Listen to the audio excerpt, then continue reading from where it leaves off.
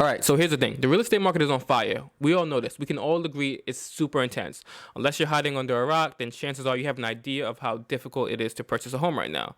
There's a few things that we could probably all agree on. We all know that these homes are going above asking, sometimes way over asking. We all know that inventory is super low and that everyone's pretty much looking at the same homes. And we all know that at these open houses, the lines are around the block, like literally around the block. So now the question is, what can you do differently amongst your competition, right? What are some things you can do so that your offer stands out and it actually gets noticed? And that's why I'm here today. So in this week's 2 Minute Tuesday, we're going to discuss a few ways that you can, change your offer up a bit. That way it actually gets noticed and it's not on the bottom of the pile. So without waiting, let's throw 2 minutes on the clock and let's get started. So there's a few things you can do differently when submitting your offer to have it stand out or at least get a better chance of it getting accepted. But because it's 2 Minute Tuesday, I'm only going to focus on 3 today, right? The first one may be obvious to some, but not obvious to all, and that is offering above the asking price.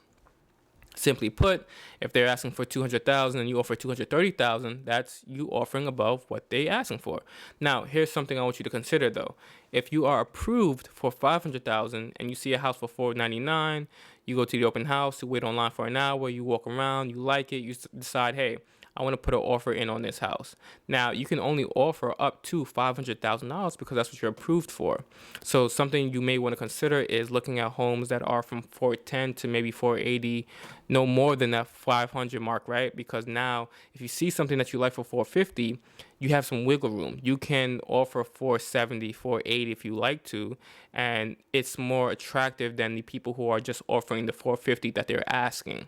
So that's the first thing you can do.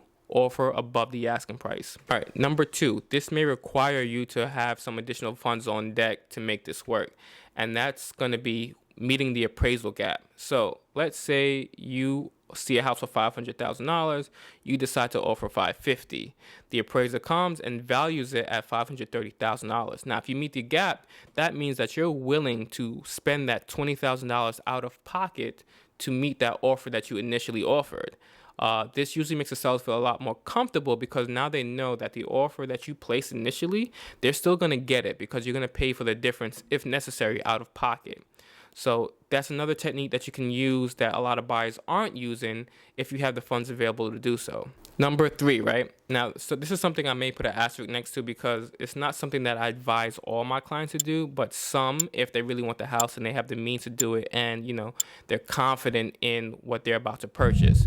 And this is waiving/reducing the inspection period. I never advise my clients to fully waive the inspection, but you can reduce the inspection period to 3 to 5 days versus the normal typical 14 to 21 days. So what this means is instead of having 14 days plus to look over this inspection report, it means you'll make a decision in this 3 to 5 days and you'll just move on. Ultimately, what the seller is looking to do is to sell their house for the most amount of money in the least amount of time. So if you agree to, shorten that period, it lets them know that you're serious and that you're ready to move forward regardless of what this report says after 3 to 5 days. So these 3 things will definitely help you stand out amongst the competition and get noticed when you present this offer. 1, going above the asking price. 2, meeting that appraisal gap if necessary. And 3, reducing or possibly waiving the inspection. So that's it for this week's 2 Minute Tuesday. Let me know your thoughts and good luck.